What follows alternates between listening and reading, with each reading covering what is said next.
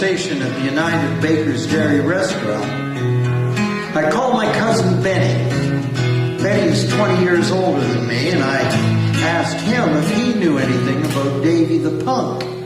Well, he laughed, and he told me this story.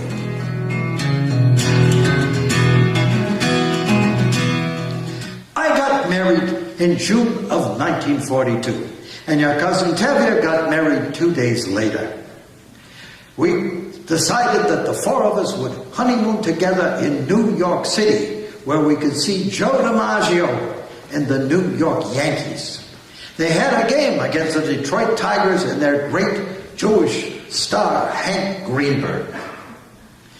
My father-in-law said he'd give us his car for the trip. This was a very big deal for four young, just married kids. I was still in university. Tevye was an apprentice plumber. We were as poor as church mice and about as naive. I figured we'd just walk up to Yankee Stadium and buy tickets in the bleachers. That's how much we knew. But your Uncle High set us straight. But then he said the one person who could get tickets was Davy. Well, I have to tell you that I was reluctant to call your father. Your father was not a friendly man, and we all knew he had some shady connections. But I called him, and he was very nice. He gave me a number to call when we got to New York. No name, just a number. He said, "Tell him I told you to call." Well, we drove all day. We got into Manhattan at night. We checked into a dumpy hotel with Murphy beds. And the next morning I got up, I called the number, and a voice answered and said, "Yeah."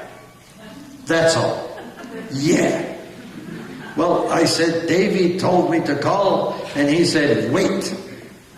And then another voice came on, sort of a hoarse whisper, and said, "You're the honeymooners, right?"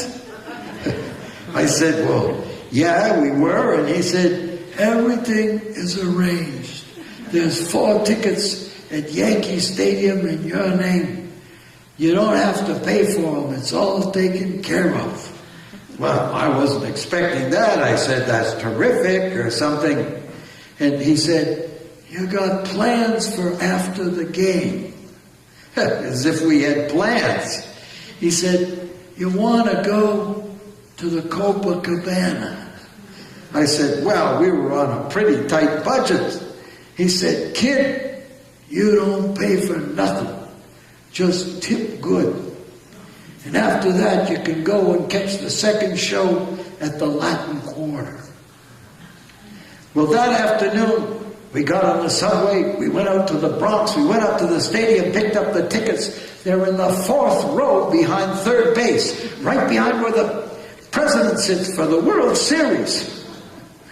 Hank Greenberg hit a home run. Well, we went back to the hotel, we got as dressed up as we could, and we went to the Copacabana. I told them who we were, and it said, "Yes, sir, Mr. Bossin, right away, Mr. Bossin." And just like in the movies, they take a table from the back, they put it in front of the front row, they put a tablecloth on it, and that's where we sat. The chorus line practically kicked us. Sophie Tucker sang right in front of us. Well, a few years go by, and I'm home, I'm watching TV, I'm watching the Kefauver hearings on television. It was the biggest thing on TV. Everybody watched. Senator Kefauver was grilling these gangsters and crooked politicians, and all of a sudden, I hear a voice I recognize. I called up Tevye right away. I said, "Tev, turn on the TV. It's the guy we got the Yankees tickets from. You know whose seats we were sitting in?" "No." He says, "Who?" I says, "The Prime Minister of the mob, Frank Costello. That's who."